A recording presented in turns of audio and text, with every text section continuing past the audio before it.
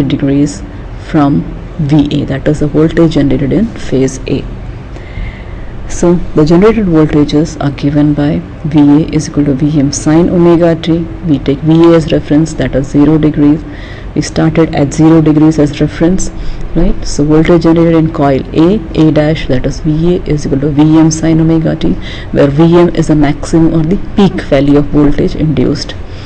VB is lagging behind 120 degrees, so the equation will be VB is equal to Vm sine omega t minus 120 degrees, and the voltage that is induced in coil C, that is VC, will be Vm sine omega t minus 240 degrees, or we can write it as VC is equal to Vm sine omega t plus 120 degrees. And again, what have we taken? That we have taken t as the t is equal to 0, VA is passing through 0 and increasing in the positive direction. That is, we have taken VA, that is voltage induced in coil A, as the reference. Now, the three voltages reach their maximum value, positive values in the order VA, VB and VC. We can refer to the waveform here. What do we have? First, if suppose this is the instant of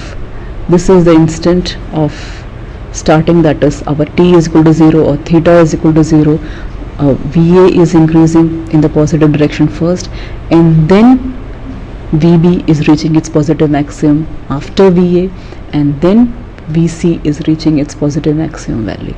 So the three voltages reaches their maximum value in the order VA, that is first VA is reaching its maximum positive value or peak value, then VB, that is after a phase lag of 120 degrees, and then VC reaches its maximum value, that is after a phase lag of 120 degrees. Now, what is a phase sequence?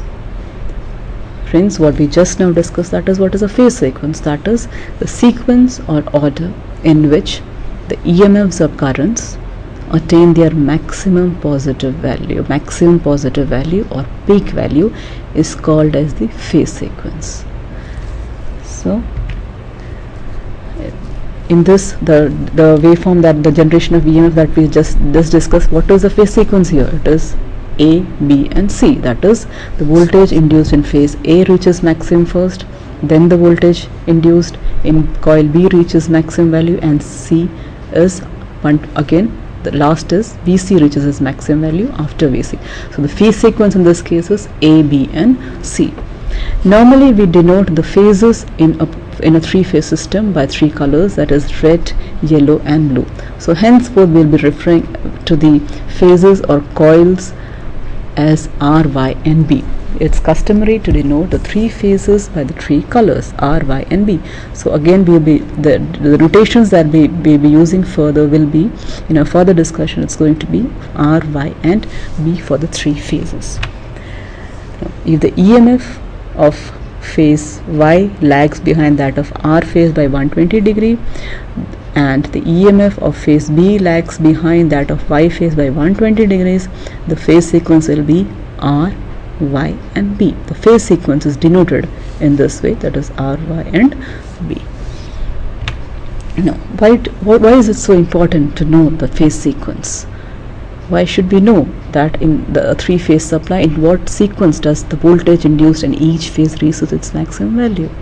The reason being that the direction of rotation of a three-phase induction motor depends upon the phase sequence of a supply, right? If the phase sequence is changed, what will happen is the direction of rotation will be reversed. Suppose the phase sequence is RYB of the three-phase supply. We are connecting R phase of the supply to the R phase of the induction motor, Y phase to Y of the motor and B phase to B phase of the motor. The induction motor will rotate in the forward direction. But if any two terminals are interchanged, then the motor will start rotating in the reverse direction. Means the direction of rotation can be altered by just interchanging any two terminals of the three-phase supply. So for this, we should know what is the phase sequence of the supply, that is, in what order does each phase voltage reaches its maximum value. The other reason for us to know the phase sequence is that for parallel operation of three-phase AC motors, or if we want to operate two transformers in transformers in parallel, the phase sequence should be known. The most important condition that should be satisfied for parallel operation of three-phase AC motors or transformer is that the phase sequence should be connected that is with respect to the phase sequence. The phase sequence of the two transformers should match, or two three-phase AC motors should match for the successful parallel operation. That is the first condition that has to be satisfied if we want to operate these machines in parallel. So for that, the phase sequence should be known of the three-phase supply. What is resultant EMF? Resultant EMF we are talking about is that if at any instant, if we add up the three voltages, what will be the answer? What will be the addition or summation or the vector addition of the three EMFs at any instant?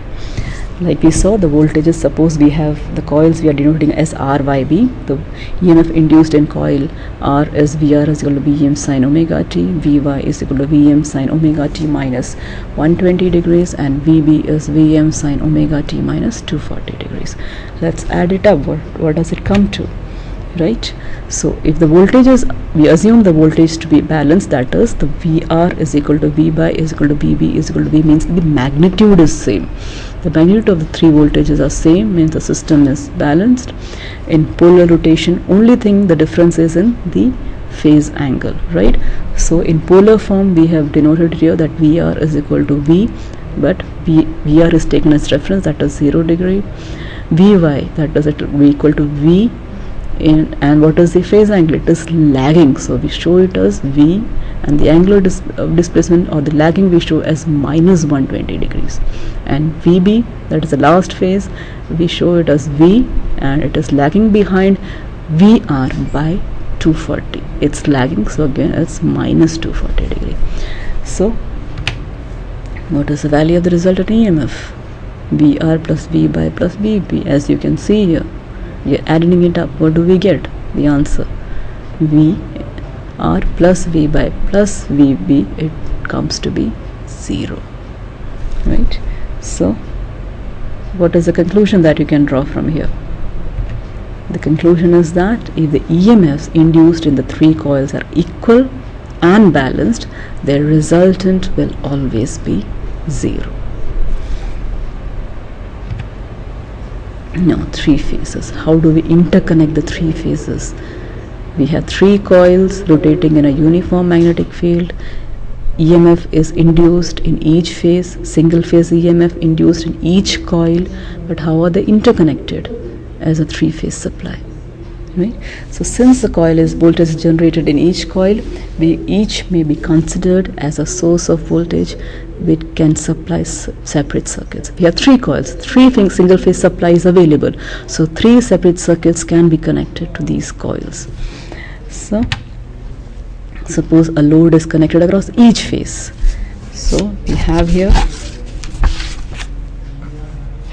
as you can see,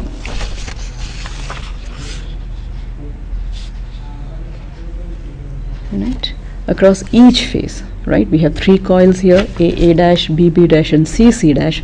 Separately, it is each coil is feeding separate loads, right? We can see coil A dash, the starting end of the coil is connected to this end of the load, the second and the finishing end is connected to the A dash.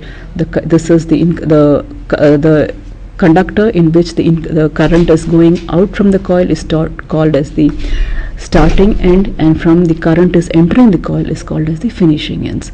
So the coil, same here, coil BB dash, a load is connected to this coil and a load is connected to this coil. So we have three separate loads connected to three single phase supply.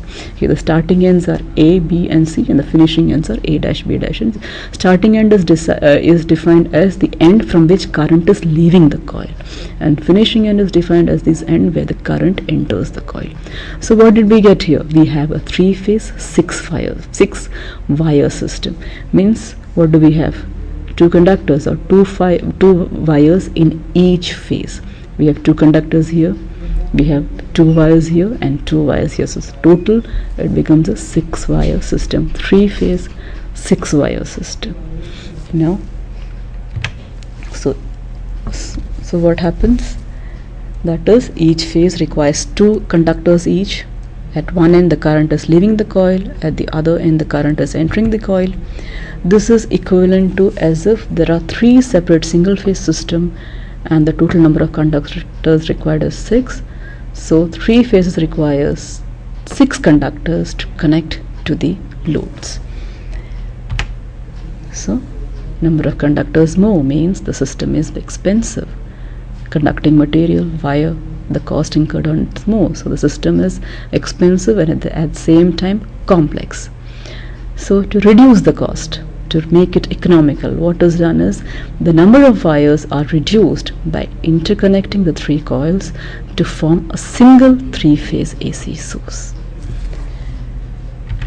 Right? There are 2 methods of interconnection.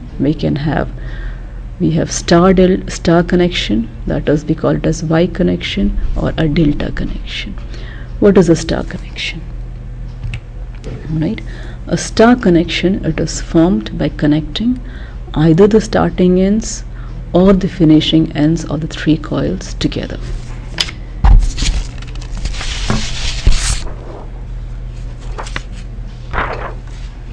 As we can see here, we have 3 coils, right? 3 coils here for each phase, right?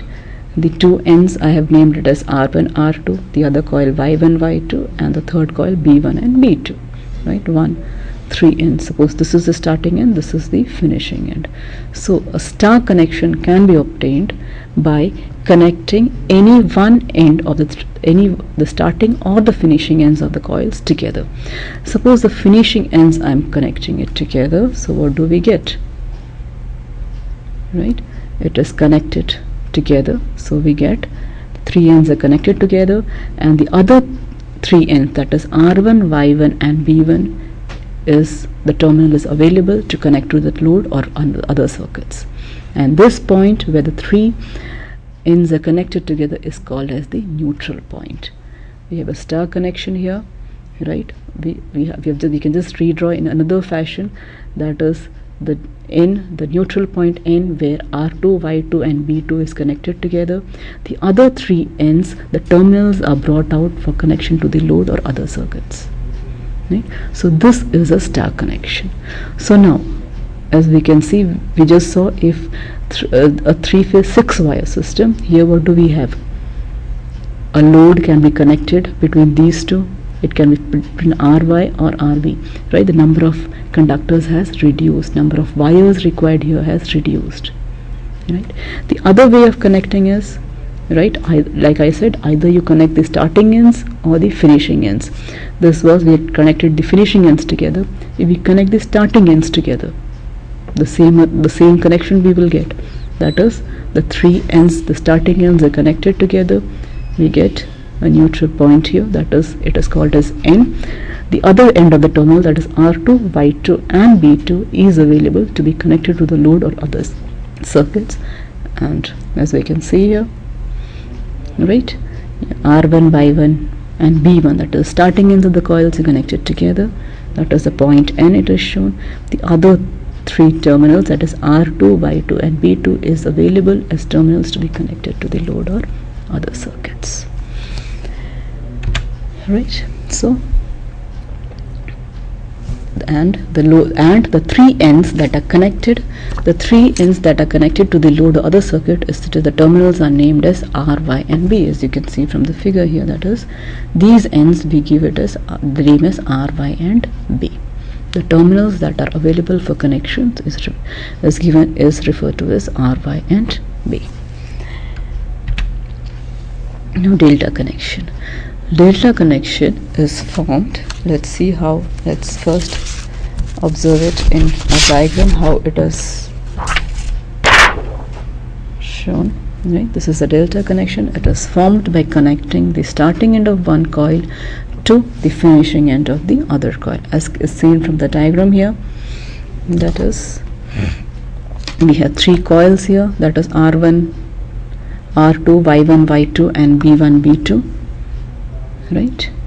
the starting end of one connected to the finishing end of the other, and the connections are continued. We have R1, R2, Y1, Y2 and B1, V2. The starting end of this, that is R1, is connected to the finishing end of the adjacent coil. Here R2, that is the finishing end of this coil, is connected to the starting end of the adjacent coil, that is Y1. The finishing end of this coil, that is Y2, is connected to the starting end of the next coil, that is B1, and the remaining the end B2, that is the finishing end of coil B2, is connected to the starting of the next coil. So what do we have here? We have a closed connection, or a loop is formed. So a delta connection is also called as a mesh connection, that is there is a closed loop is formed. It is shown in this figure. I have just redrawn it. What have we done? What do we have? That R1 is connected to B2. So R1 end of this coil is connected to B2 and it is connected together to form a junction. B1 and Y2 end of these two coils are connected to form a junction, and R2 and Y2 are connected together to form a junction. So we have a closed loop here, or a mesh connection. The shape is of a delta, that is we refer to as a delta connection, and the terminals for connecting to the load and other circuits are brought out from these junctions. That is, from this junction where R1 B2 is formed, right, it comes, which we refer as R. From R to Y1, the junction is, the terminal is taken out, which is named as Y, and from this junction we have the connection, that is B, right. So terminals R, Y, B in delta connection. So this is the shape of a delta, or a closed loop, and it's also called as a mesh connection. And the one thing that is there is that in delta connection there is no neutral point. In star connection we had a neutral point where all the three ends were joined together. So we had a neutral point. That neutral point does not exist in a delta connection. Some important terms that is we'll be referring to is that what is a symmetrical system? Some important definitions that we need to know. What is a symmetrical system in three-phase? A three-phase system is considered to be symmetrical